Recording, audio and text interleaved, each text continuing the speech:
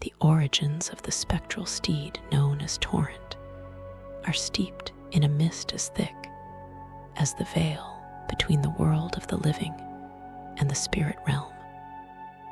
A history that predates the rise of many demigods and stretches back to the era when the boundaries of life were far more fluid than the Golden Order would ever allow. To understand the creature that would eventually carry the champion of the New Age, one must first look to the ancient traditions of spirit tuning and the primordial connection between the Numen and the spectral entities that inhabit the fringes of the lands between. Torrent is not a horse in the traditional sense, nor is he a mere phantom.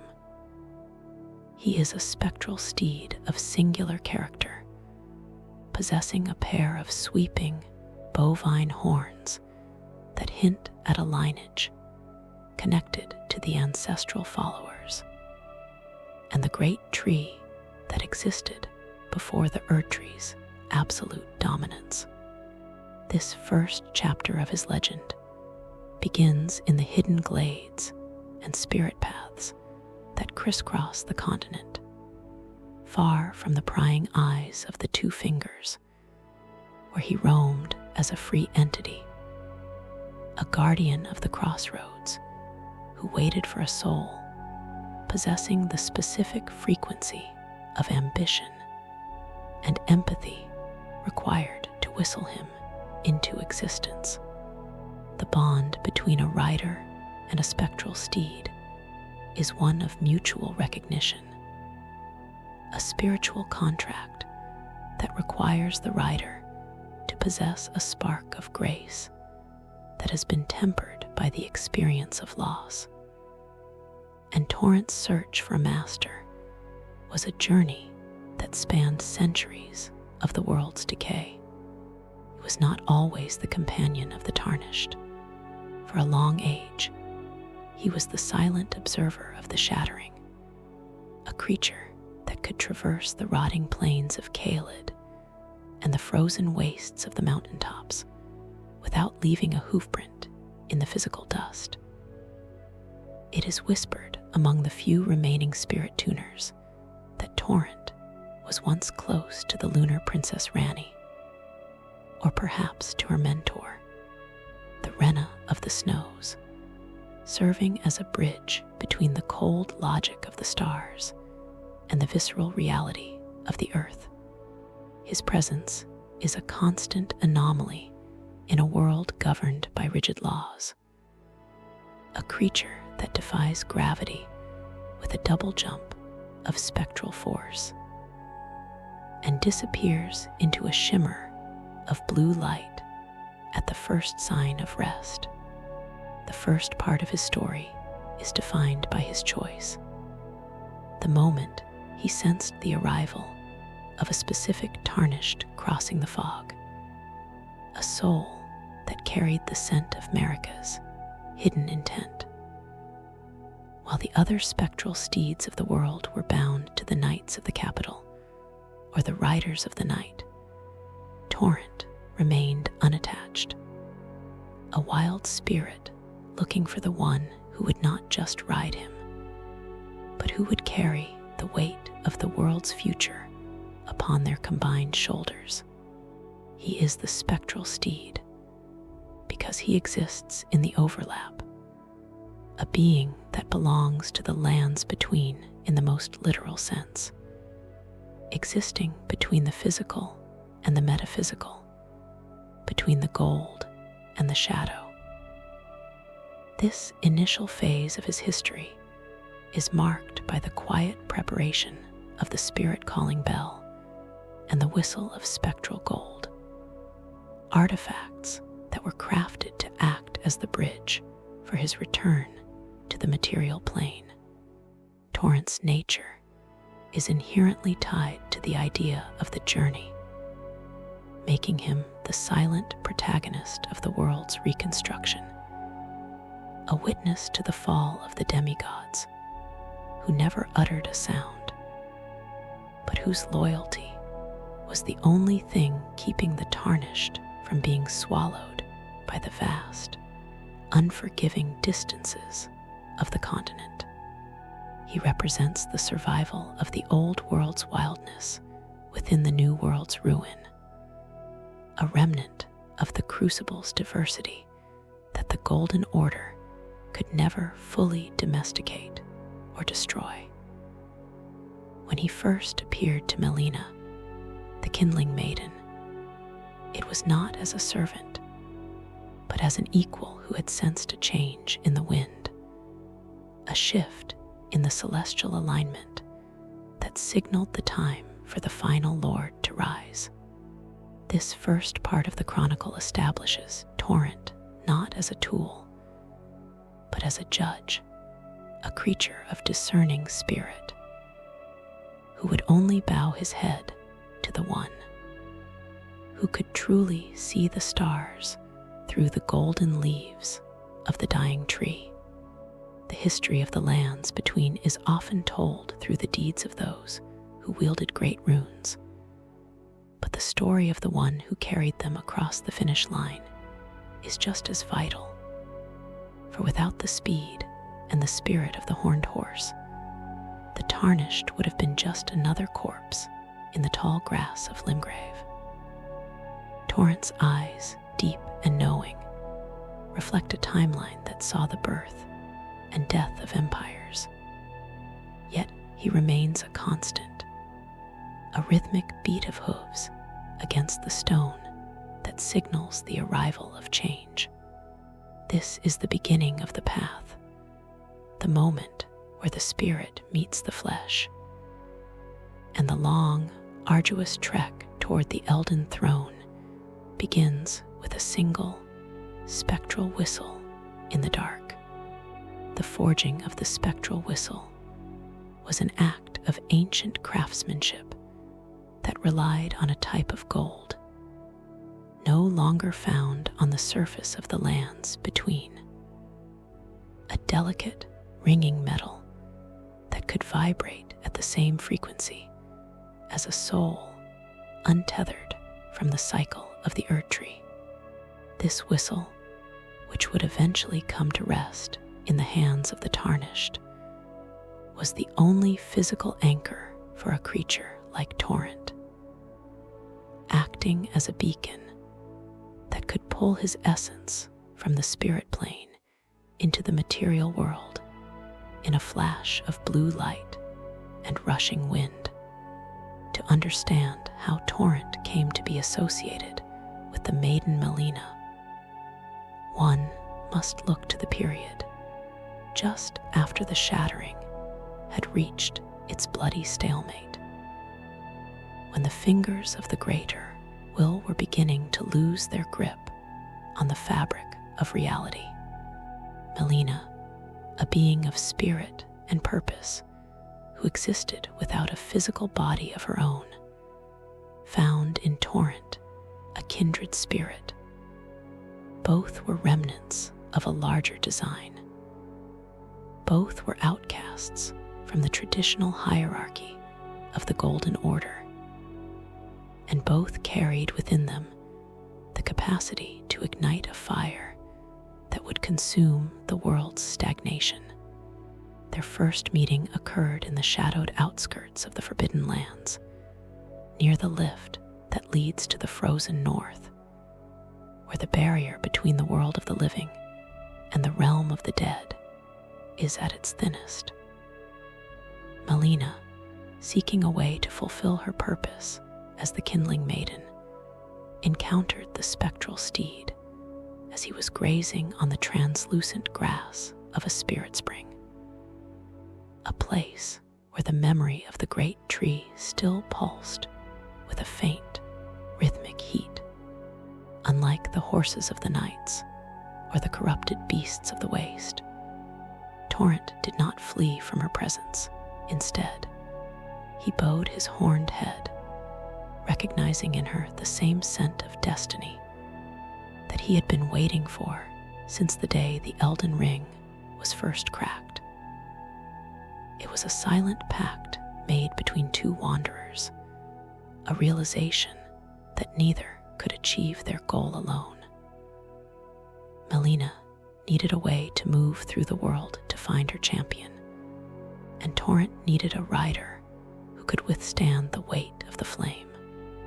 This period of their partnership was one of quiet observation as they traveled the hidden paths of the lands between, watching the demigods descend into madness and the common folk wither into hollow shells. Melina learned to communicate with the Steed through the ripples in the spirit world, understanding that Torrent's loyalty was not something to be commanded, but something to be earned through a commitment to the truth of the world state. He led her to the sites where the grace of Marika still flickered, showing her the ley lines of the earth that the Golden Order had tried to pave over with stone and gold. During these long years of waiting, Torrent became the repository of the land's secrets, carrying the memory of the meadows before they were scorched and the forests before they were thinned by war. The spectral whistle itself was entrusted to Melina by a source that remains one of the greatest mysteries of the lore. Some say it was a gift from the Snow Witch Renna. Others claim it was found in the wreckage of a nameless eternal city, but its purpose was clear. It was the key to the final gamble. When the time finally came for the first Tarnished of the new era to wash up on the shores of Limgrave, it was Torrent who made the final decision. He stood over the unconscious body of the traveler in the chapel of anticipation, sniffing the air for the spark of ambition. And it was his nudge that convinced Melina that this specific soul was the one worth the sacrifice. The choice of the horse preceded the choice of the maiden, a fact that highlights Torrent's role not as a mount, but as a guide who possesses a spiritual intuition far greater than any human or demigod. This second part of the chronicle reveals the depth of the preparation that went into the journey. The quest for the Elden Ring did not begin with a sword, but with a whistle and a choice made in the silence of a spirit spring.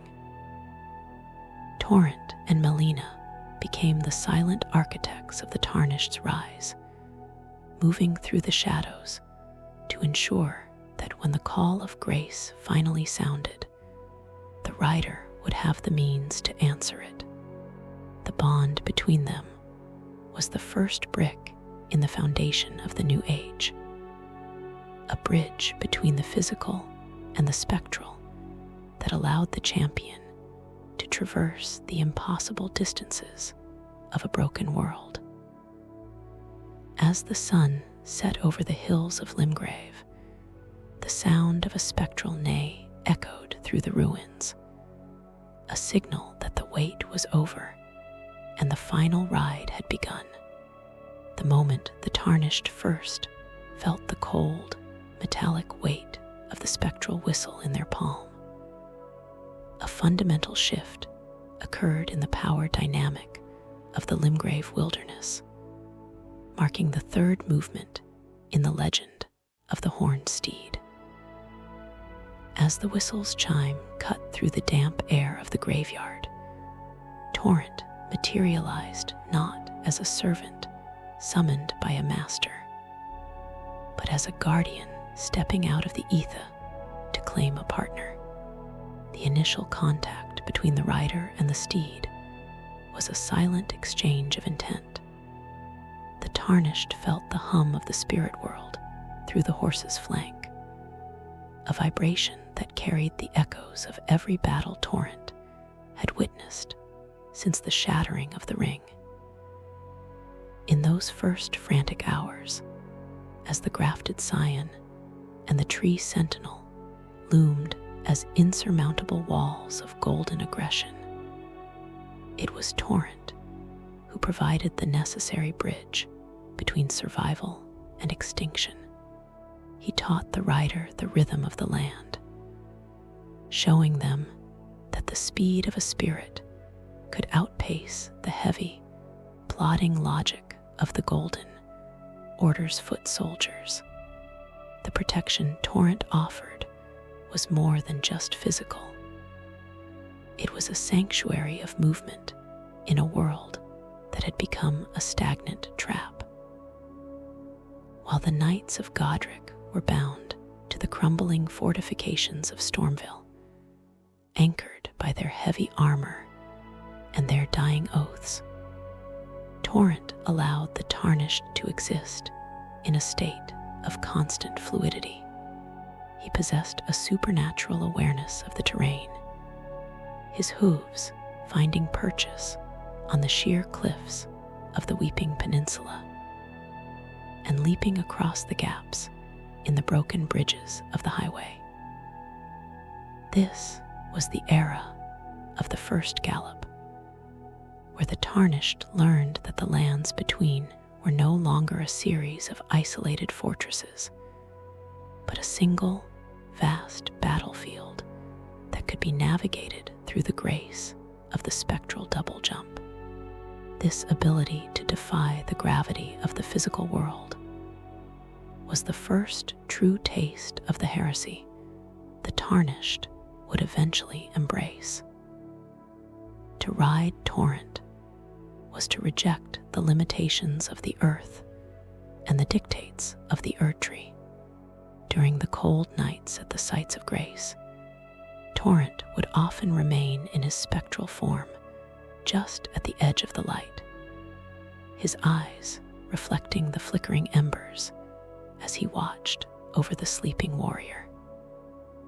He was the silent sentry who sensed the approach of the knight's cavalry long before their black bells could be heard, and his sudden materialization was often the only warning the Tarnished received before a blade could find their throat.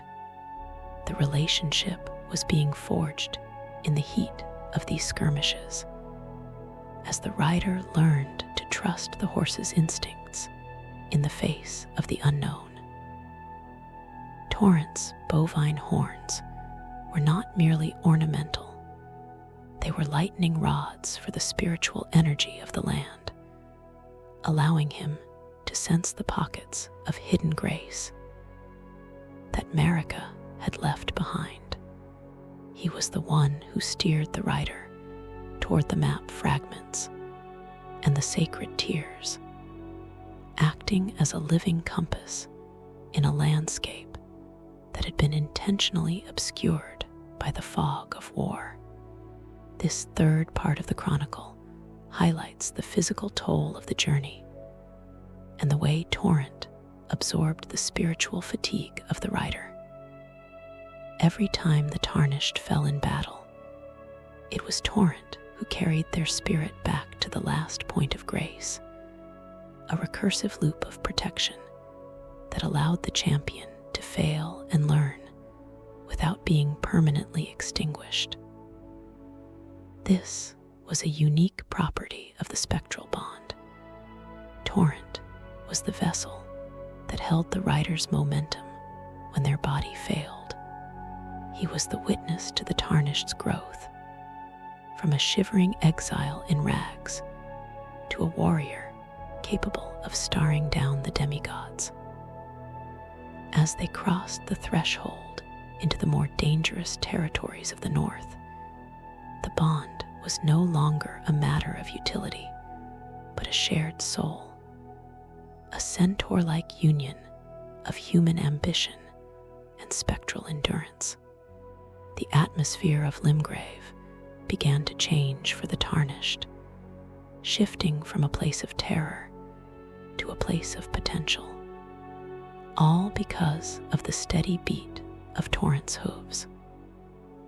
The Steed's presence was a constant reminder that the world still had secrets worth uncovering, and that the horizon was always within reach if one had the courage to whistle for it. The third part of the journey ended with the duo standing at the foot of the storm gate, looking up at the daunting heights of the castle, ready to test their combined strength against the first of the great rune holders.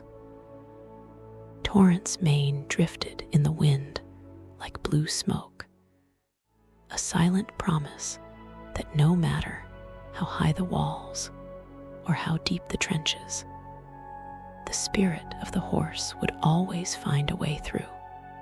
The descent into the starlit depths of the Siofra River marked the fourth movement of the legend, a journey that revealed Torrent was no stranger to the cold, subterranean world that existed beneath the roots of the Erd-tree.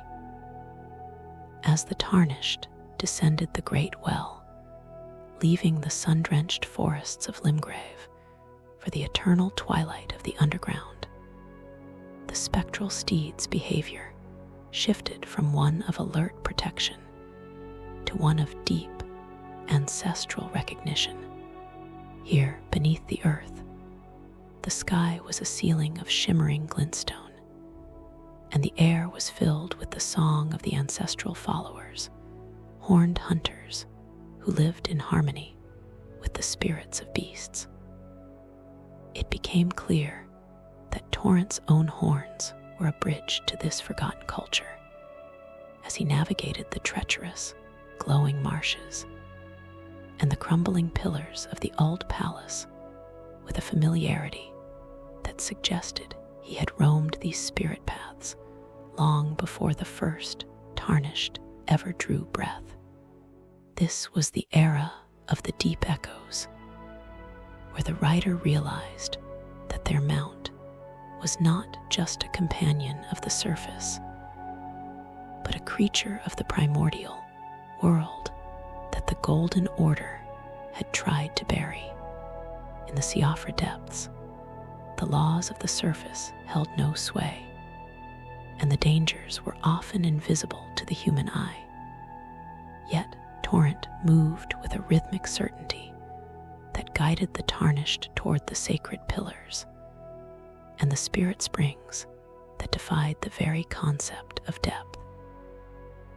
He was the only creature capable of outrunning the magical arrows of the ancestral snipers, his spectral body weaving through the forest of stone like a needle through silk. The Tarnished felt a new sensation through the reins, a sense of ancient sorrow mixed with a fierce, wild pride, as Torrent looked upon the ghostly remains of the great deer and the ancestral spirits that roamed the riverbanks. It was in these depths that the true nature of the spectral in Spectral Steed was most apparent.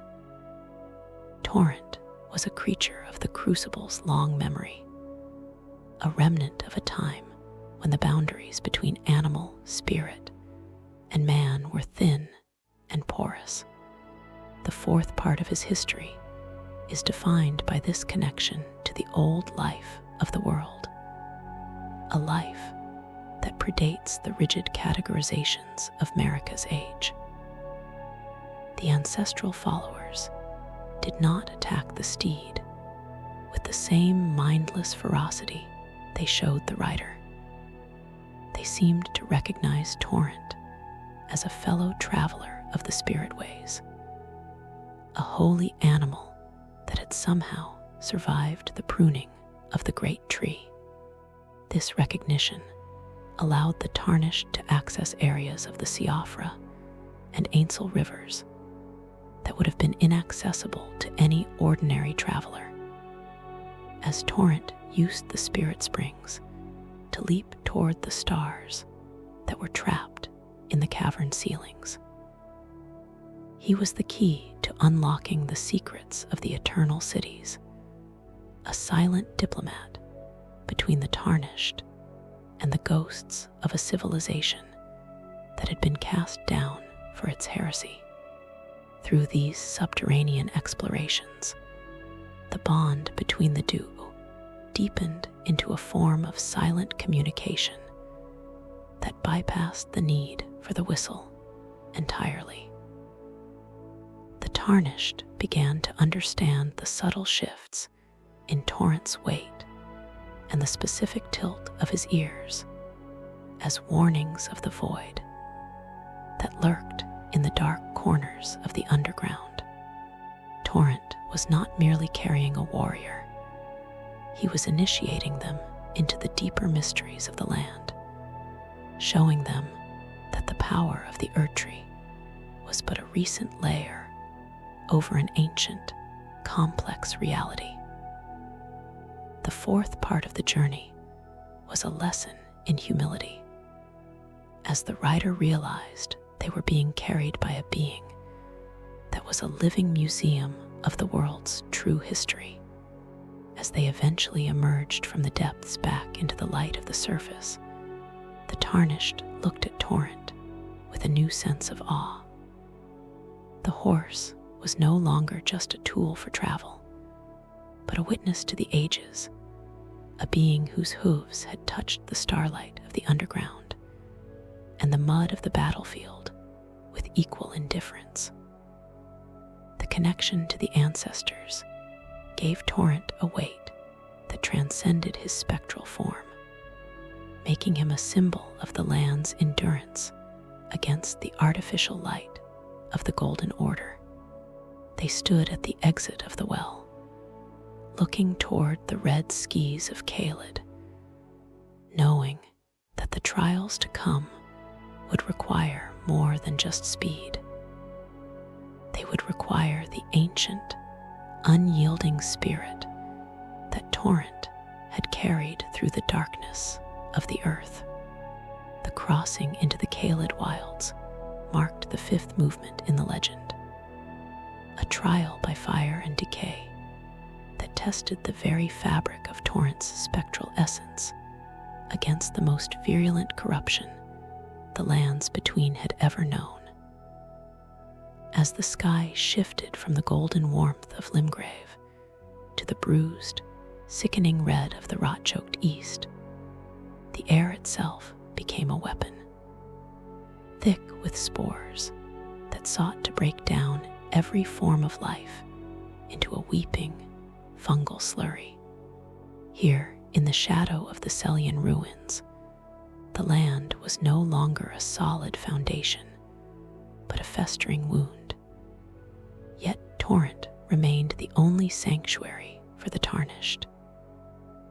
His hooves, untouched by the physical rot that claimed the feet of the common horses and the boots of the knights, allowed the rider to traverse the lakes of liquid scarlet that would have dissolved flesh in a matter of heartbeats.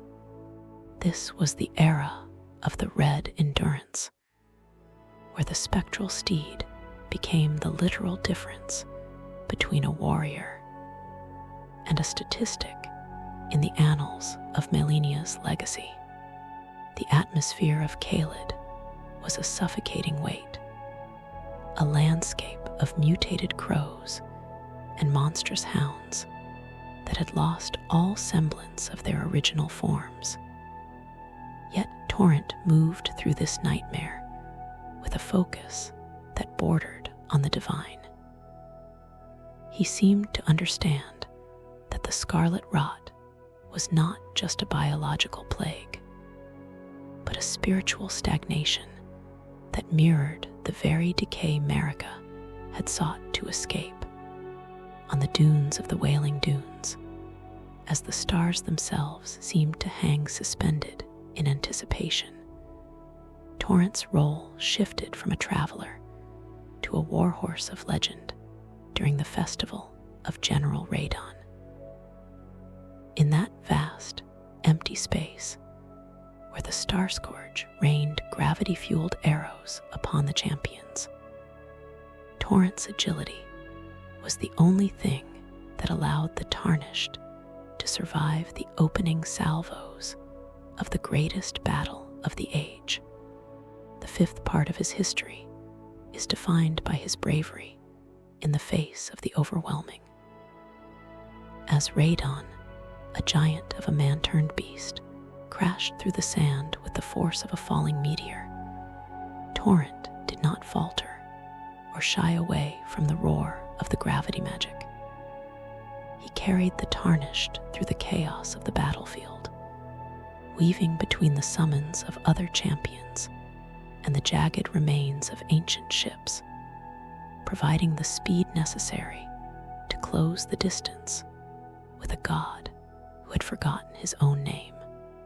To see the small, horned horse galloping alongside the mountainous Radon was to witness the clash of two different eras. The fatting, heavy power of the Golden Order and the nimble, resilient spirit of the New World America was trying to birth. Torrent's double jump became a vital tactic against Radon's ground-shaking shockwaves, a literal leap over the power of a dying star. The connection between the rider and the steed reached a fever pitch during this festival. The Tarnished no longer had to signal their intent. Torrent sensed the incoming pull of gravity and the shift in Radon's posture, reacting before the rider could even tighten their grip on the reins. He was the heart of the festival, the engine that kept the champions in motion, while the very earth was being torn apart by the Starscourge's madness. After the fall of the general, as the stars began to move again, and the sky rained fire upon the world, Torrent stood at the center of the impact crater, his blue mane illuminated by the celestial light. A silent victor who had outlasted the strongest demigod of the era. This part of the journey proved that Torrent's spirit was immune to the despair that Caelid radiated. While the soldiers of the Redmane army sat in their forts, waiting for the rot to claim them, and the priests of the bestial sanctum obsessed over the death root, Torrent remained a creature of pure momentum. He was the uncorrupted, a being whose spectral nature served as a perfect shield against the entropic force of the goddess of rot. As they left the smoldering ruins of the east behind, the Tarnished realized that Torrent was more than a guide. He was a standard bearer for the world's survival. The fifth movement ended with the duo looking toward the Altus Plateau, the golden heart of the Empire, having conquered the most hostile environment on the map. The road to the capital was open, and the horse that had survived the rot was ready to face the gold. The ascent to the Altus Plateau marked the sixth movement in the legend, a transition from the grimy, blood-stained battlefields of the south to the suffocating, atmospheric gold of the Empire's heart. As the great lift of Dictues groaned into motion, or the treacherous paths of the ruin-strewn precipice were finally conquered, Torrent stepped out onto the golden grass of the plateau with a posture that was noticeably different from his time in the subterranean rivers. Here, the air was thick with the scent of burning incense, and the heavy, humid glow of the Earth Tree, which loomed over the landscape like a silent, judgmental god. The spectral steed's ears were pinned back, his nostrils flaring as he took in the sheer density of the Golden Order's presence. For a creature born of the spirit ways and the ancient crucible, the Altus Plateau was a place of deep, structural artifice, a landscape where the natural world had been forced into a permanent, gilded autumn that refused to yield to the winter of the soul. In this sixth part of the chronicle, the relationship between the rider and the steed took on a more tactical, almost surgical nature. The plateau was a land of high-speed patrols and massive, moving armies, the draconic tree sentinels, and the lightning-wielding knights of the capital made the open roads a death trap for anyone on foot. Torrent's ability to vanish and reappear in a shimmer of blue light became the Tarnished's most effective weapon against the surveillance of the Two Fingers. He moved through the fields of golden sunflowers and the ruins of the Lux ruins like a shadow passing through a dream, his hooves making a muffled, rhythmic sound against the ancient stone roads that led toward the capital of Leyndell. The Tarnished felt a strange, vibrating tension through the spectral saddle, a sense that Torrent was constantly on guard against the false grace that permeated the very soil of this region. The atmosphere of the Altus Plateau was one of the great illusion, where everything appeared to be thriving in a state of eternal plenty. Yet, beneath the surface, the land was as hollow as a drum. Torrent's ancestral instincts allowed him to find the hidden paths that bypassed the main checkpoints of the capital's outer walls, leading the rider toward the shaded castle and the windmills of Dominula. In these places, where the festive atmosphere masked a horrific, skin-deep corruption, Torrent's refusal to linger spoke volumes. He was a creature of truth, and the performative divinity of the plateau seemed to irritate his spectral senses. He would often stomp his hooves with a sharp, metallic ring whenever they approached the massive, golden gargoyles, a silent warning that the beauty of the capital was merely a shroud for the rot of the Golden Order's ego. This was the era of the Golden Gauntlet, where the duo had to prove that the spirit of the wild could survive within the heart of the machine. The battles on the plateau were different from the raw, desperate brawls of Caelid. They were precise, high-stakes encounters against the elite protectors of the Erdtree.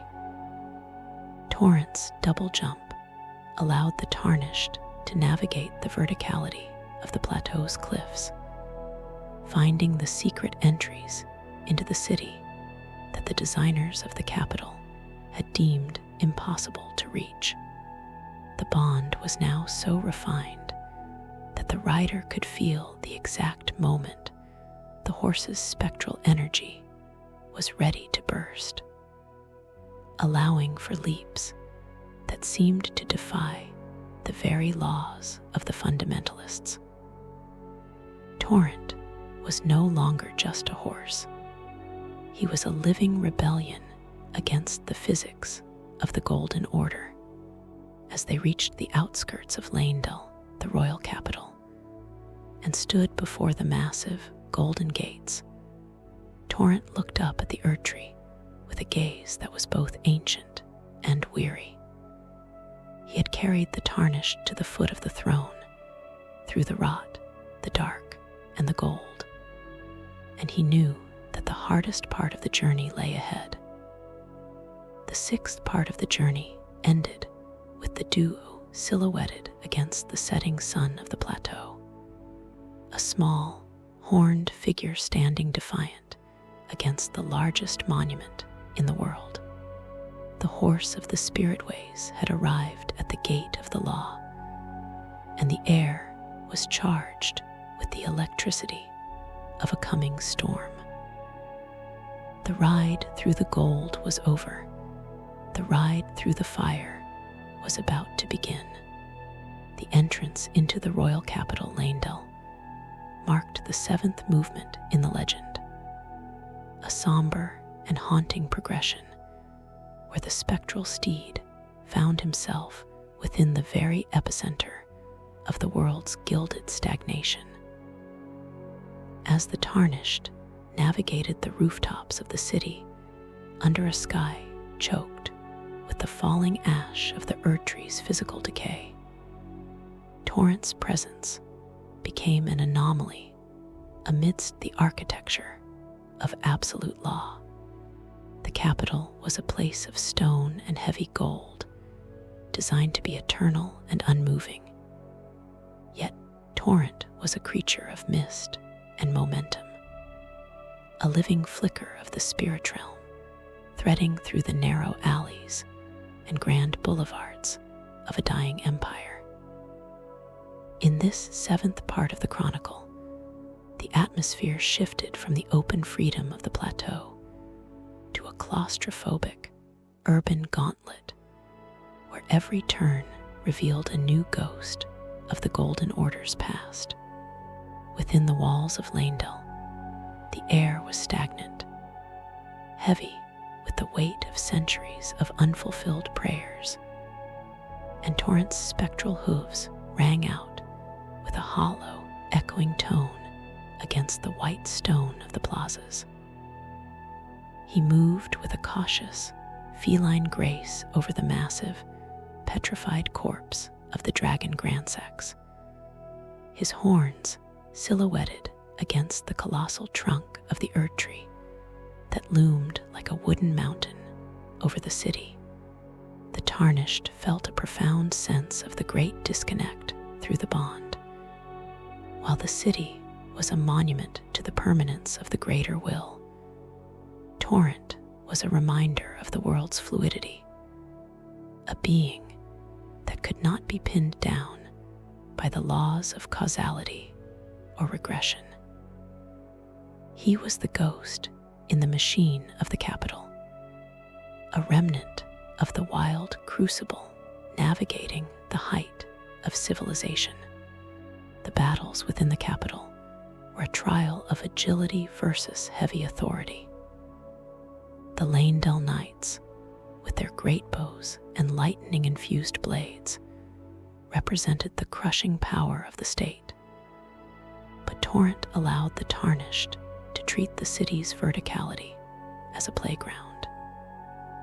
He leaped from the balconies of the high estates to the sunken courtyards where the omen were kept in chains, providing a mobility that the defenders of the city simply could not calculate. This was the era of the urban ghost, where the sight of the blue-maned steed darting through the shadows of the palace became an omen of the coming end for the veiled monarch, Morgoth. Torrent seemed to possess an innate map of the city's spiritual geography, guiding the rider toward the hidden sewers and the path that led upward to the foot of the throne. The seventh part of his history is defined by this silent defiance of the city's grandeur. While the architecture of Leyndell was meant to inspire awe and submission, Torrent looked upon the gold with the same indifference he had shown the mud of Limgrave. He was a creature of the true grace, a spirit that belonged to the land itself rather than the political structure built upon it. During the confrontation with the shade of Godfrey, the first Elden Lord, Torrent's spectral form vibrated with a strange resonance, as if recognizing the echoes of the man who had once been the master of the long-marched Tarnished. It was a meeting of two different kinds of loyalty: the warrior's loyalty to a lost age, and the steed's loyalty to a future that had yet to be born. as the duo reached the Elden Throne and looked out over the city they had just traversed, the weight of the journey began to settle upon them. The capital was a beautiful golden tomb, and the Erd tree was the stake driven through the heart of the world. Torrent stood at the very edge of the palace overlook, his eyes reflecting the amber glow of the tree, and the Tarnished understood that the capital was merely a gateway. The seventh movement ended with the realization that the eternal city was a failure. It was a place that had forgotten how to move, while the horse and the rider were the very definition of motion. The path now led away from the gold and toward the cold, frozen heights of the north, where the final fires of the rebellion would be lit.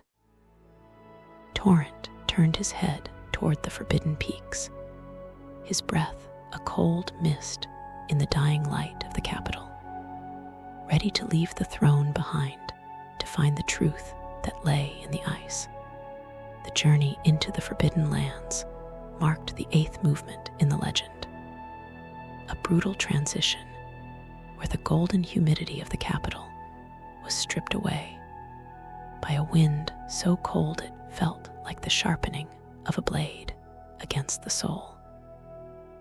As the great lift of rolled groaned and descended into the mist, Torrent stepped out into a world of blinding white and gray, a place where the logic of the Erd tree began to fray, and the ancient power of the giants still hummed within the frozen stone. In this eighth part of the chronicle, the atmosphere was one of the great erasure, as the blizzard sought to hide the path, and the spectral steed became the only anchor the Tarnished had in a landscape that actively tried to forget them. Torrent's blue-gold mane was the only dash of color in a monochromatic nightmare, his hooves finding the narrow, ice-slicked ridges that led toward the mountaintops of the giants with a certainty that defied the zero visibility of the storm. The Forbidden Lands were a graveyard of ambition, littered with the frozen remains of those who had tried to reach the flame of ruin. Yet Torrent moved with a rhythmic, unhurried pace that suggested he had crossed these peaks during the original war against the giants. The Tarnished felt the horse's spectral heat radiating through the saddle, a warm core of life force that staved off the frostbite of the soul. This was the era of the frozen horizon, where the duo had to navigate the precarious chain bridges that spanned voids so deep they seemed to reach into the very roots of the world. Torrent's double jump was no longer a tactical flourish, but a desperate necessity, allowing the rider to leap over the gaps where the stone had crumbled under the weight of eons, while the black blade kindred loomed in the fog like a sentinel of death. Eighth part of his history is defined by this mastery of the vertical void. As they ascended higher into the peaks, the gravity of the world seemed to loosen its grip, and Torrent's movements became more ethereal, his leaps carrying him further as the air thinned. He was the only creature capable of outrunning the massive, frozen crows and the blind, hulking giants that guarded the paths, his speed allowing the Tarnished to strike and vanish before the heavy, slow-moving guardians could even register their presence. The bond between them was now a matter of shared breath. The Tarnished's movements were perfectly synced with the horse's gallop, a singular entity of muscle and spirit carving a line through the ice. Torrent seemed to draw strength from the proximity to the mountaintops, his horns glowing with a faint, silvery light that mirrored the moon of the Carrion royalty. As they reached the higher elevations, where the ruins of the Zamor warriors stood as silent testaments to the old wars, Torrent's behavior took on a reverent quality. He looked upon the massive, frozen corpses of the giants with a gaze that suggested he understood the magnitude of their loss. This was the landscape of the Great Fire, the place where Marika had committed her first and most terrible sin to secure the age of the Erdtree. And Torrent, as a creature of the Crucible, carried the memory of that heat within his blood. He led the Tarnished toward the forge of the giants, his hooves clicking against the metal chains of the bridge with a sound like a ticking clock. The 8th movement was the final climb before the ultimate choice. The gold was far behind them, and only the white of the snow and the black of the forge remained. Standing on the edge of the world, looking down at the clouds that hid the lands between from view, the Tarnished realized that Torrent had carried them higher than any mortal or demigod had dared to tread in 1,000 years. The spectral steed stood at the precipice, his breath turning to ice in the air, a silent companion who had bridged the gap between the mud of the start and the clouds of the finish. The 8th part of the journey ended with the duo looking toward the massive, rusted bowl of the forge, knowing that the fire within was the only thing capable of burning the tree they had just left. Torrent nudged the rider's hand with a cold, damp nose, a final gesture of encouragement before the world was set ablaze. The igniting of the forge of the giants was the 9th movement in the legend of Torrent, a transition from the biting frost of the peaks to a heat so primal it threatened to unravel the spectral bonds that held the steed together. And it was here that the true cost of the journey began to weigh upon the pair, as Melina offered herself as kindling to the flame. The world was plunged into a state of metaphysical flux. The sky over the lands between bled a revolutionary red, and the Erdtree began to smolder with the fire of the giants. In this moment of cosmic upheaval, Torrent was the only anchor for the Tarnished, his spectral body shimmering with a frantic blue intensity as he struggled to maintain a physical presence amidst the roaring embers. This was the era of the cinder path, where the horse and rider were cast out of the linear timeline and found themselves in the crumbling, storm-racked city of Farum Azula, a place where time itself was a broken, circular loop, and the ruins of a prehistoric age floated in a perpetual, wind-whipped void. Farum Azula was the ultimate test of Torrent's nature as a creature of the between. This was a city built by the dragons long before the age of the Erdtree, a monument to a different kind of divinity, and its architecture was a chaotic maze of floating temples and spiraling debris. Here, the gravity was inconsistent, and the air was thick with the scent of ancient lightning and old blood. In this 9th part of the chronicle, the character of the steed became one of absolute agility, as he was forced to leap between floating chunks of masonry, while the cyclone at the heart of the city threatened to pull them into the abyss. The Tarnished felt a raw, vibrating fear through the bond.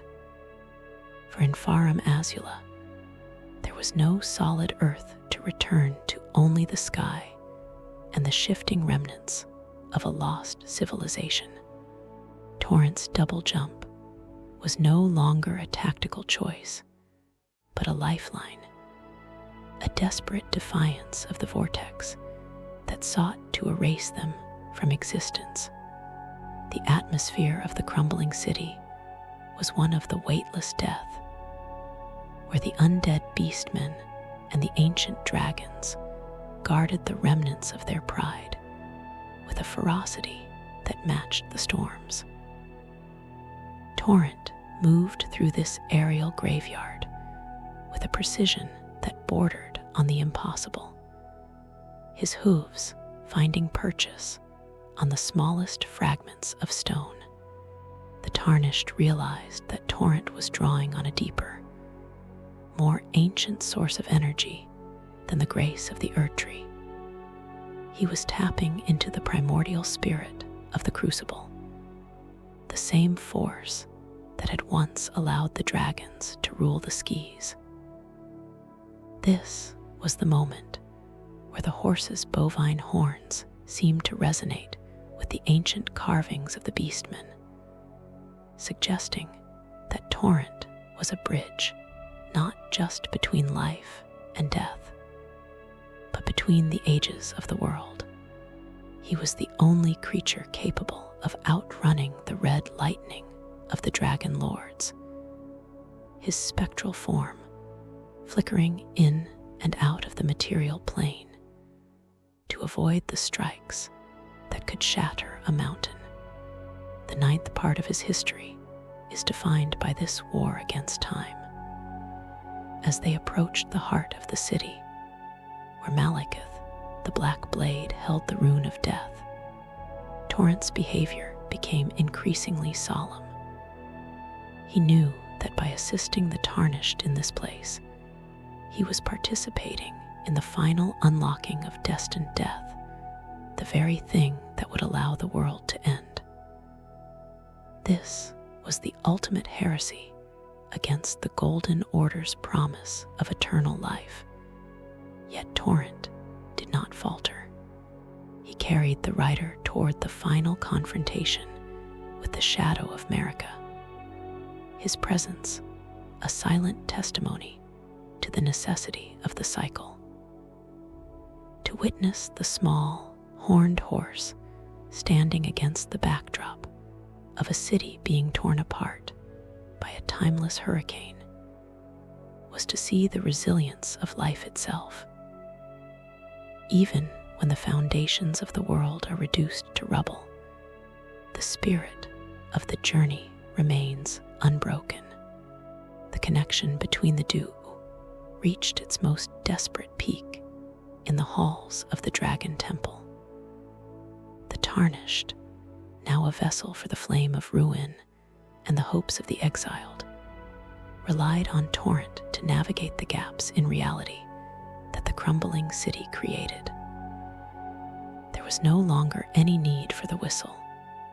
The bond had become so absolute that Torrent would materialize the moment the rider's foot left the ground, catching them in midair and carrying them across the voids of the sky.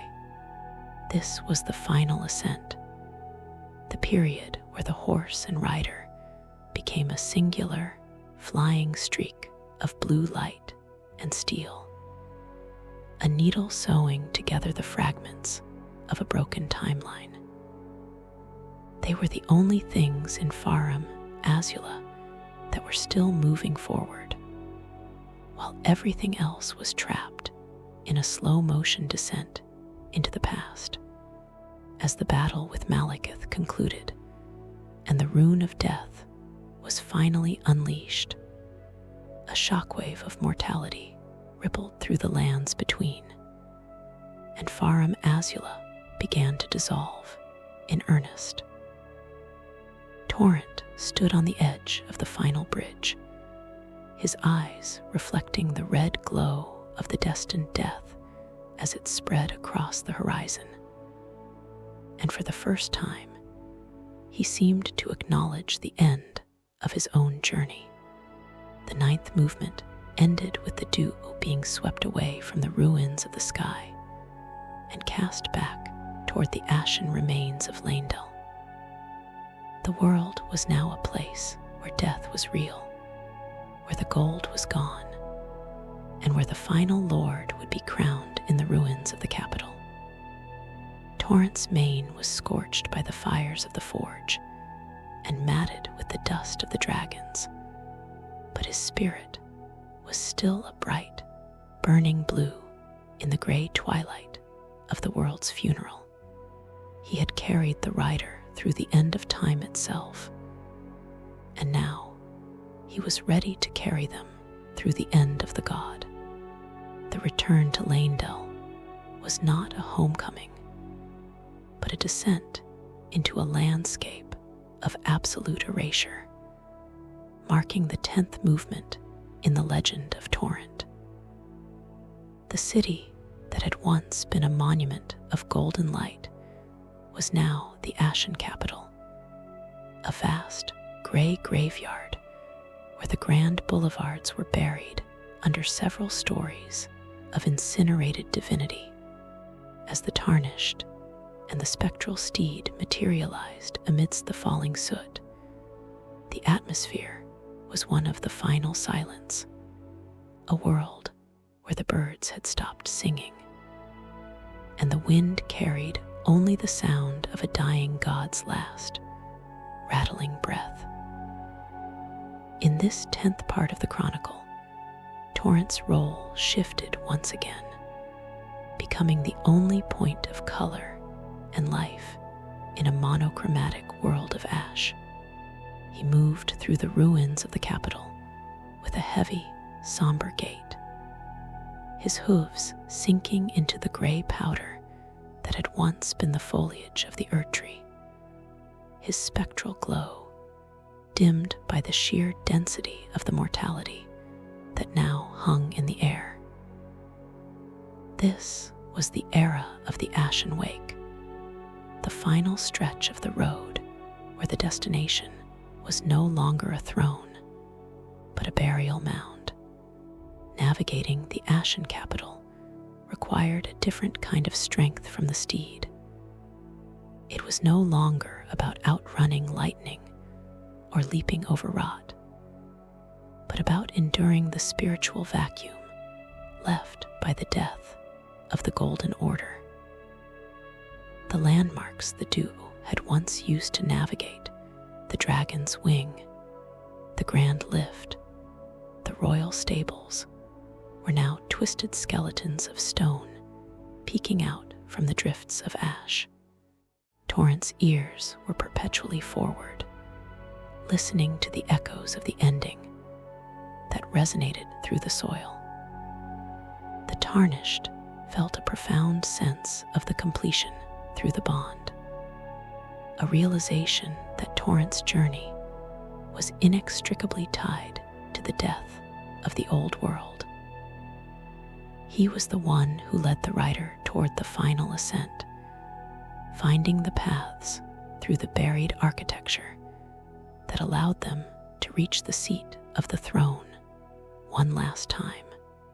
Every step was a struggle against the entropy of the world. Yet Torrent's resolve was as unyielding as the ancient stone of the old palace. The 10th part of his history is defined by this sacrificial momentum. As they approached the remains of the Elden Throne, where Sir Gideon Ofnir stood as the final gatekeeper of the old knowledge, Torrent's presence acted as a rebuke to the scholar's despair. Gideon believed that a Tarnished could never become a lord, that the struggle was a cycle of futility. But the very existence of the spectral Steed, a being that had traversed every nightmare the lands between could conjure, was living proof that the cycle could be broken. Torrent did not participate in the battle with steel or magic, but he provided the will to move, the kinetic energy that allowed the Tarnished to shatter the arguments of the all-knowing. He was the heartbeat of the rebellion, a rhythmic pulse that insisted on the future even when the present was nothing but dust and shadow. As the final demigod and the ghost of the first Elden Lord were overcome, the duo stood before the entrance to the Erdtree itself, the jagged, burning opening in the trunk where the Elden Ring lay in its fractured state. It was here, at the threshold of the divine, that a fundamental change occurred in the bond. Torrent stopped at the very edge of the ash-covered stairs, his head bowed, his spectral form flickering with a transparency that suggested his work in the material world was nearly finished. The Tarnished felt a sudden, sharp pang of the parting, a realization that the horse could not follow them into the final vacuum where the Elden beast awaited. Torrent was a creature of the lands between, a spirit of the fields, the rivers, and the mountains. He belonged to the world that was being saved, not the metaphysical void where the god was being slain. This was the silent farewell, a moment where no words were needed between the rider and the steed. The Tarnished reached out and touched the coarse, spectral mane of the horse one last time, feeling the warmth of the spirit world through the chill of the ash. Torrent nudged the rider's hand, a final gesture of trust that carried the weight of all 1,500 miles they had traveled together. He was handing the future over to the one he had chosen in the graveyard of Limgrave. In this 10th movement, the legend of the horse reached its emotional zenith. He had fulfilled the pact he made with Melina and the ancient ancestors, carrying the flame of ambition to the very hearth of the world. He stood as a sentinel at the gate, a blue-gold beacon in the gray twilight, watching as his rider stepped into the light of the Erdtree's heart to face the final terror alone. The 10th part of the journey ended with the Tarnished disappearing into the golden glow of the tree's interior, leaving Torrent behind in the world of ash. The spectral whistle, once a heavy weight in the rider's pocket, grew cold and silent, its purpose served. Torrent remained on the stairs, a solitary figure amidst the ruins of the Empire, his eyes fixed on the entrance as the sounds of the final cosmic struggle began to vibrate through the wood. He was the witness to the end of an age, the faithful servant who had asked for nothing but the chance to see the world change. As the ash continued to fall, covering his hooves and his back, the spectral steed waited in the silence, a monument to the loyalty that exists between a traveler and the road, a spirit that had finally found its rest in the heart of the storm. The period of waiting at the threshold of the fractured Erdtree marked the 11th movement in the legend of Torrent, an era of static resonance where the spectral steed existed as the sole observer of the world's final transition. As the Tarnished vanished into the golden void to face the manifestations of the greater will, Torrent remained in the Ashen capital. Yet his connection to the rider, did not sever. Instead, it expanded into a metaphysical tether that allowed him to feel the vibrations of the cosmic struggle occurring within the tree's heart. In this 11th part of the chronicle, we explore the spirit's perspective, a state of being where Torrent acted as a lightning rod for the shifting laws of reality, while his physical spectral form stood motionless amidst the gray drifts of incinerated divinity. His internal consciousness was a swirling vortex of the world's past and future. Sensing the exact moment the Elden Beast attempted to rewrite the rider's fate, and the exact moment the god-slaying sword struck home, the atmosphere outside the tree was one of the great suspension. Time, which had already been wounded in Farum Azula, seemed to stop entirely for the horse as he stood guard. In this state, Torrent's ancestral memory began to bleed into the present. He saw the lands between not as a broken map of warring demigods, but as the primordial crucible he had once known, a place of tangled roots, red gold warmth, and the chaotic blending of all life. He felt the heavy, suffocating pressure of the Golden Order finally beginning to lift, like a fever breaking after 1,000 years. Through the bond, he tasted the metallic tang of the Elden Beast's starlight and the bitter ash of the burning wood, serving as the sensory anchor for a rider who was currently untethered from the earth. This was the era of the silent witness, where the horse's presence ensured that the victory within the tree would have a world to return to. He was the bridge that kept the idea of the lands between alive, while the reality was being dismantled. The 11th part of his history is defined by this vigil of the void. As the battle inside reached its zenith, Torrent's body began to pulse with a rhythmic blue light that pushed back the encroaching gray ash, creating a small circle of vibrant color in a dead world. He was the last flame of the old wildness, a reminder that the spirit of the beast and the spirit of the land were more durable than the institutions of the gods. He sensed the death of Rhaedagen, the end of the rigid, repairing king, and the emergence of the beast. And in response, his horns glowed with the silvery light of the hidden moons, channeling the prayers of the forgotten ancestors to bolster the rider's resolve. He was not a passive bystander. He was the spiritual battery for the Tarnished, providing a reservoir of earthly will that the celestial powers of the greater will could not comprehend or counter.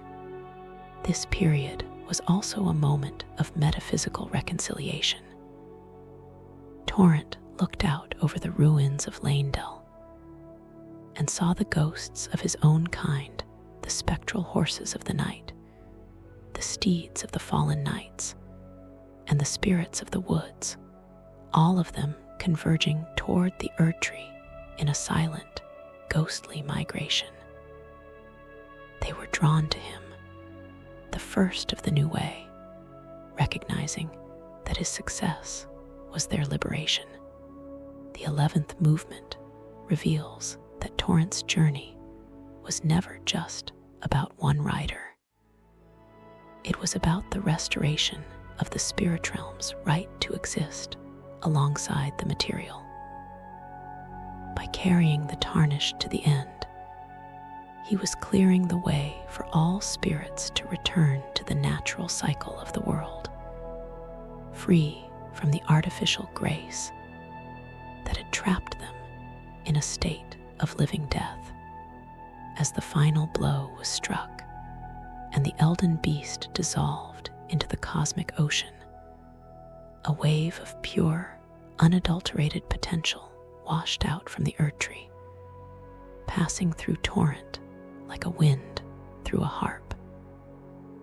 He felt the laws of the world being reforged, whether into the age of stars, the age of Fia, or the age of order, and he adjusted his stance, his spectral weight settling into the new reality with a sigh of completion. The connection to the rider, which had been stretched to its breaking point, suddenly snapped back into a tight, golden cord of mutual victory. The 10th movement had been the farewell, but the 11th was the renewal, the moment where the steed realized he would not be discarded by the new age, but would instead become its foundation. The 11th part of the journey ended with a change in the very light of the world. The red of the fire and the gray of the ash began to give way to a new morning light, a light that did not come from the tree, but from the horizon. Torrent lifted his head, his eyes no longer reflecting the amber glow of the past, but the clear, cold clarity of the future. He stood ready to welcome the Lord back from the void, a faithful companion who had watched the world die and was now waiting to see it be born again. The silence of the Ashen capital was no longer the silence of a tomb, but the silence of a theater before the curtain rises, and the horned horse was the only one in the front row. The emergence of the new Elden Lord from the hollowed, cooling remains of the Erdtree marked the 12th movement in the legend of Torrent, a period of first contact with a world that had finally stopped burning. As the Tarnished stepped out onto the ashen stairs, the crown of the new age resting upon a brow that had faced the ultimate void, the spectral steed did not wait for a whistle or a command. Torrent simply materialized at the rider's side, his spectral form more solid and vibrant than it had been since the journey began in the graveyard of Limgrave. The atmosphere of the lands between had undergone a fundamental shift.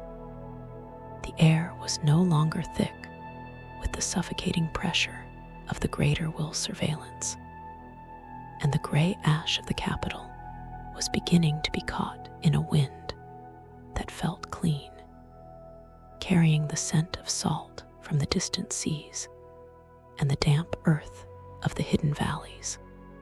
In this 12th part of the chronicle, we witness the reunion of the sovereigns, where the relationship between the horse and the rider transitioned from a desperate struggle for survival into the quiet, steady governance of a transformed reality. The first journey together through the recovering lands between was a slow, meditative process of reclamation. They did not gallop as they once had, fleeing from the terrors of the Knight's cavalry or the rot of the East. Instead, they moved with the deliberate pace of those who owned the horizon. Torrent led the new lord back through the Altus Plateau, and as his hooves touched the soil, the golden sunflowers, once a symbol of a rigid, artificial sun, began to bow their heads to the new light. The Tarnished felt a profound sense of the earth's gratitude through the bond, a realization that the land itself was breathing again. Torrent's horns, once a beacon of ancestral sorrow, now seemed to act as conductors for the world's healing, pulling the scattered grace back into the roots of the earth where it belonged, rather than letting it be hoarded by a parasitic tree. This was the era of the Green Dawn, the first few months where the color began to return to the world in small, defiant patches of moss and clover.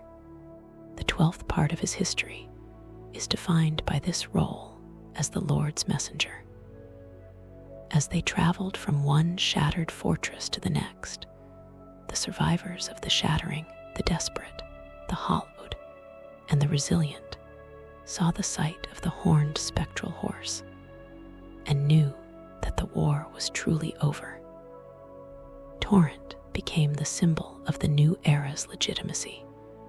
He was the mount of the one who had seen the truth, a creature of the spirit world who was now a permanent fixture of the material. In the Weeping Peninsula, where the rain had once felt like the tears of a dying god, the duo watched as the storms cleared, revealing a sky that was no longer a canvas for golden propaganda, but a vast, open window to the stars. The connection between the horse and the rider was now a silent dialogue of vigilance, as they worked together to prune the remaining pockets of rot and madness that still clung to the edges of the continent. This period was also marked by a change in Torrent's own nature. He no longer flickered with the frantic instability of a phantom. He had become a constant, a being that existed in a state of perfect harmony between his spectral essence and the physical world.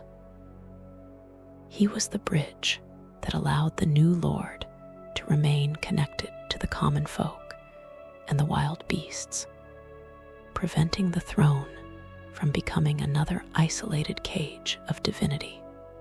The 12th movement reveals that Torrent was the true consort of the new age, the partner who ensured that the ruler never forgot the mud, the cold, and the long road that had led them to the summit. They visited the graves of those who had fallen: Melina, Hugh, and even the noble failures like Vike. And at each site, Torrent would bow his head, a silent acknowledgement of the sacrifices that had paved the way for this quiet morning. As they reached the cliffs overlooking the Liurnian lakes, where the fog was finally lifting to reveal the shimmering waters of the Academy's basin, the Tarnished realized that the journey was not a circle, but a spiral. They were back where they had started, but the world was different, and they were different. The 12th part of the journey ended with the duo standing on the edge of the world, looking out over a land that was finally, mercifully, quiet. The spectral whistle remained in the Lord's belt, a relic of a time of distance.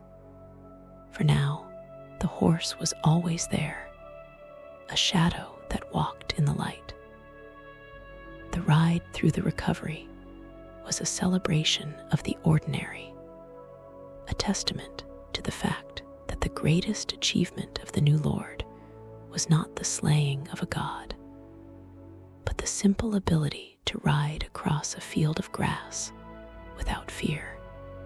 The 12th movement concludes with the setting of the first sun of the new age, a sun that belonged to no god and no order. Torrent stood by the Lord's side, his blue mane drifting in a breeze that carried no ash, his eyes clear and peaceful.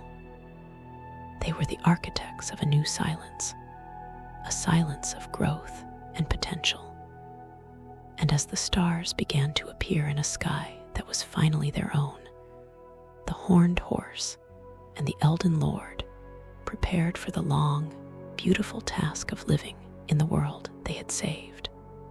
The legend was no longer a tragedy of shattering, but a song of the road and the beat of the hooves was the rhythm of a heart that was finally at home.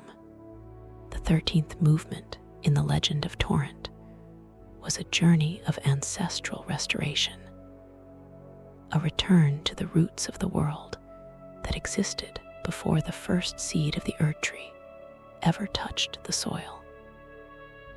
As the new age settled over the lands between, Torrent felt a pull from the deep places of the earth, a resonance in his horns that called him back to the starlight of the Siofra River. This was the era of the memory of the horns, where the spectral steed acted as the primary conduit for the return of the ancient spirit cycles that the Golden Order had suppressed for eons. The Tarnished, now the Elden Lord, understood that to truly heal the land, they had to honor the primordial forces that Torrent represented: the wild, horned spirits of the Crucible and the ancestral followers who worshipped the logic of life, death, and rebirth. In this 13th part of the chronicle, the atmosphere shifted from the rebuilding of the surface to the sanctification of the depths, as the duo descended once more into the glowing, subterranean veins of the continent to pay a final debt to the past. The descent was different this time. There was no fear of the ancestral snipers or the lurking shadows of the void. As Torrent stepped onto the luminescent banks of the Siofra, the ancestral followers did not raise their bows in defiance. Instead, they lowered their heads in a collective gesture of recognition. They saw in the spectral steed the great ancestor returned, a being that had successfully carried the flame of change through the heart of the golden lie and emerged untainted. Torrent led the Lord to the great Hallowhorn grounds, the site of the skeletal remains of the massive stag spirits. Here, the air was thick with the song of the unbound, a harmonic frequency that vibrated through the stone and the water.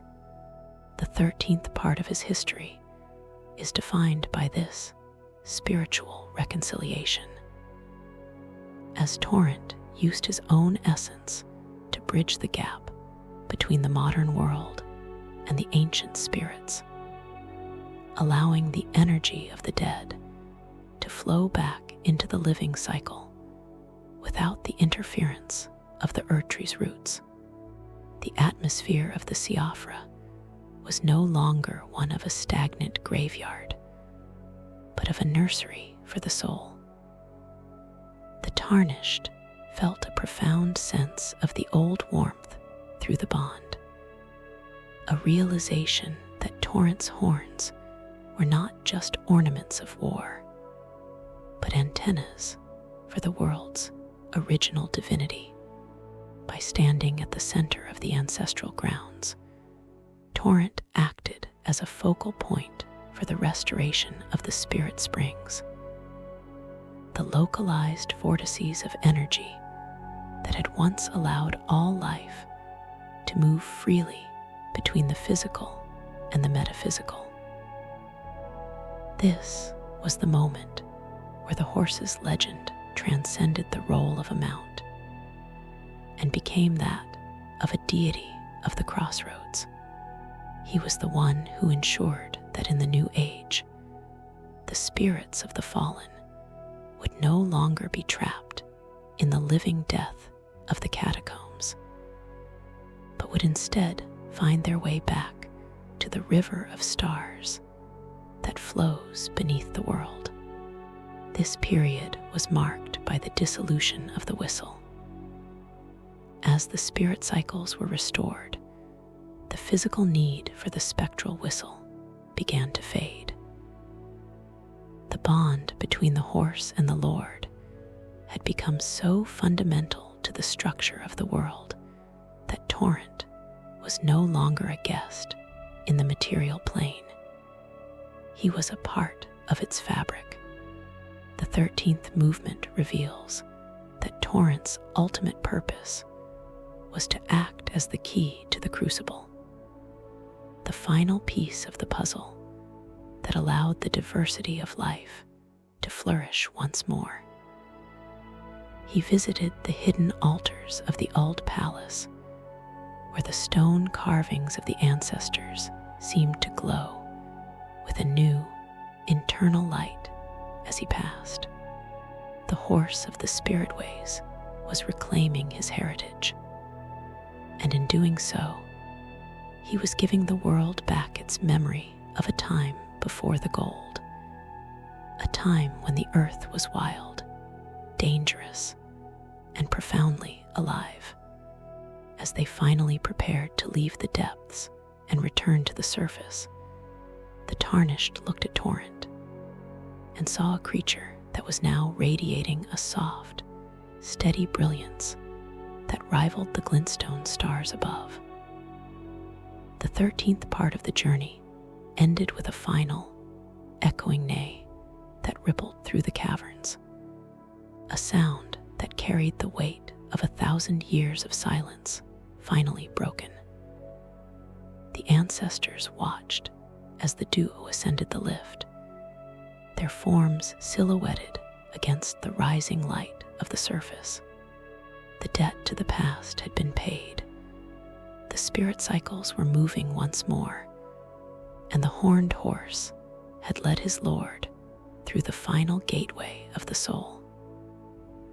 The world was now whole, from its highest burning branch to its deepest, starlit root, and the legend of Torrent had become the foundation upon which the new history of the lands between would be written.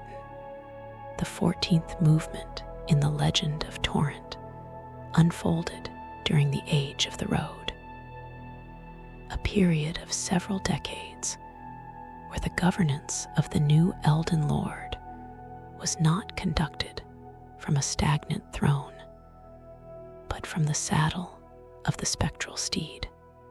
As the smoke of the Great War finally cleared, and the map of the lands between began to heal its jagged scars, the duo became a living legend that roamed the borders of the known world, ensuring that the fragile peace of the new era took root in the most remote corners of the continent. In this 14th part of the chronicle, the atmosphere was one of the long vigil, a transition from the frantic violence of the rebellion to a steady, rhythmic journey of maintenance and discovery. Torrent, no longer a creature of shadows and desperate escapes, became the most recognizable symbol of authority in the land, a being whose presence at the edge of a village or the mouth of a cave signaled that the law of the new Lord was both mobile and merciful. The travel through the Age of the Road was a testament to the endurance of the spectral bond, as the horse and rider revisited the places that had once been sites of absolute horror. They returned to the Caelid wilds, where the scarlet rot was finally receding into the soil, replaced by the hardy, deep-rooted grasses that Torrent's hooves seemed to encourage with every step. The Tarnished felt a profound sense of the quiet satisfaction through the bond, a realization that the speed which had once saved their life was now being used to weave the world back together. Torrent's role was that of the great connector, bridging the gaps between the isolated survivors of the mountaintops and the coastal dwellers of the Weeping Peninsula. This was the era where the physical roads of the lands between were cleared of rubble, and the spectral paths of the spirit world were kept open, creating a dual-layered highway of commerce and soul migration that the Golden Order could never have imagined. The 14th part of his history is defined by this eternal motion.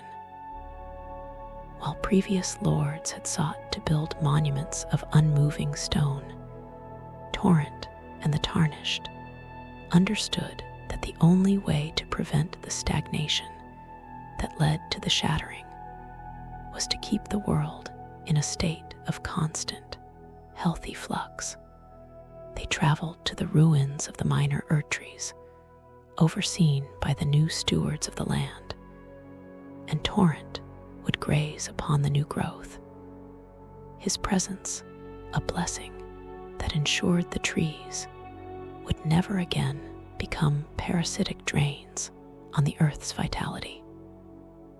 The atmosphere of these years was one of the gentle horizon, where the goal was not to reach a destination, but to simply be present in the world as it learned to breathe on its own. Torrent's bovine horns, once a sign of the shunned crucible, were now decorated with ribbons and flowers by the people they encountered, a visual representation of how the horned heresy had become the horned hope. This period also saw the development of a new form of communication between the horse and the rider, one that transcended even the silent intuition of the warriors. They had spent so much time as a singular unit that the boundary between the human mind and the spectral instinct had become blurred.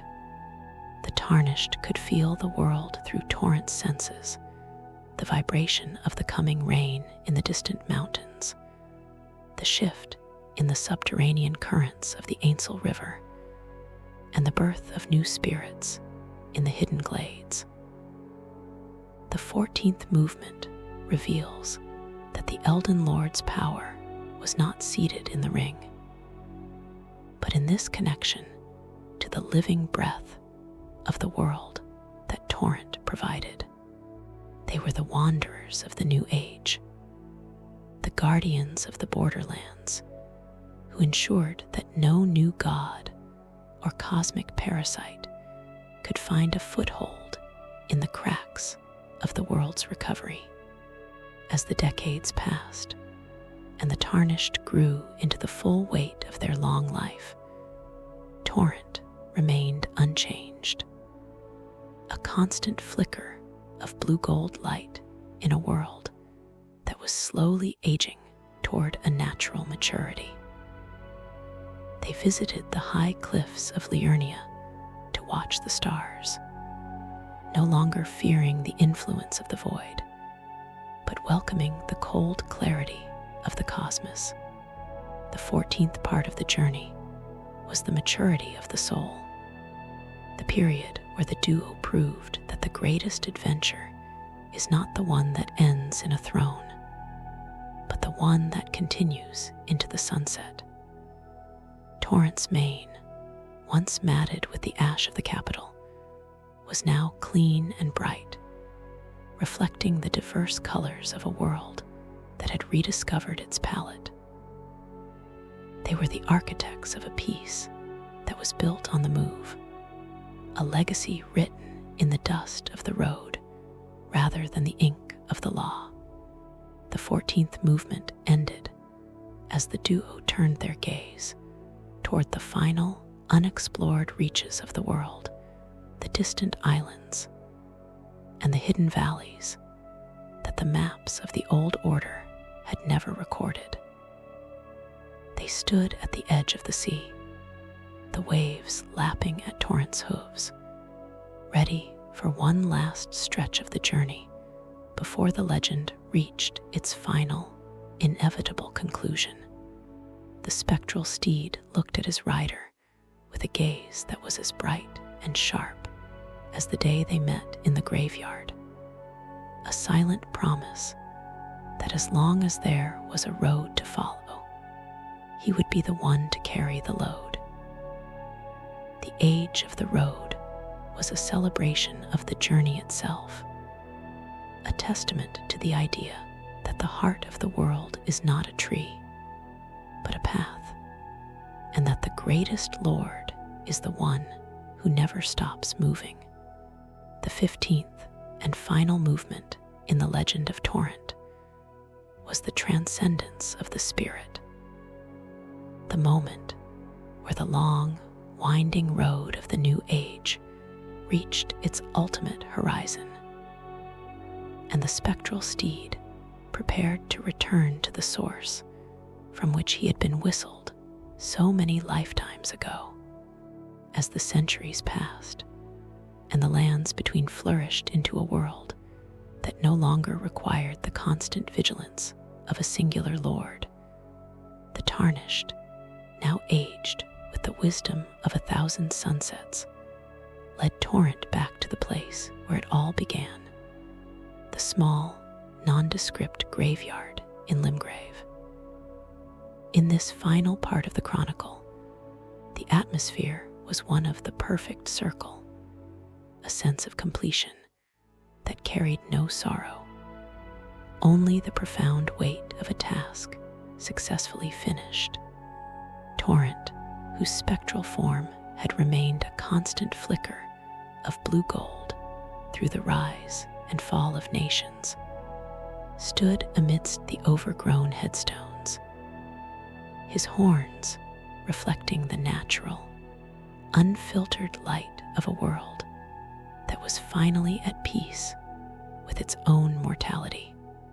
The final departure was a quiet, intimate ceremony between two souls who had become the singular heartbeat of an era. The Elden Lord, realizing that the new generation was ready to walk without a guide, took the spectral whistle, the small, ringing ring of metal that had once been the only bridge to the spirit world, and held it up to the wind. There was no need for a final command. Torrent understood the rhythm of the universe better than anyone. In this 14th part of the history, the steed's physical presence began to soften, his hooves no longer making a sound against the grass as he slowly dissolved back into the shimmering ether of the primordial crucible.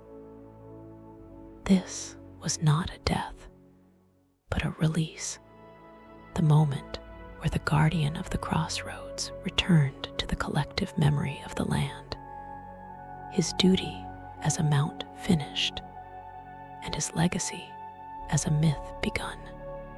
The atmosphere of Limgrave in those final moments was one of the sacred echo. As Torrent's form faded, a ripple of spiritual energy washed over the continent, a final blessing that ensured the spirit springs would remain open, and the connection between the living and the dead would never again be severed by the ego of a god.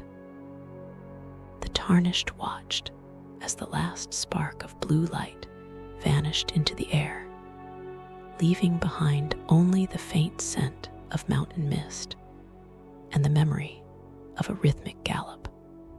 The spectral whistle, now cold and silent, was placed upon a small altar within the chapel where they had first met, a relic for future travelers to find, a reminder that the world was saved not by a throne, but by the loyalty of a horse and the ambition of a wanderer. The 15th movement reveals that Torrent's true victory was his own obsolescence.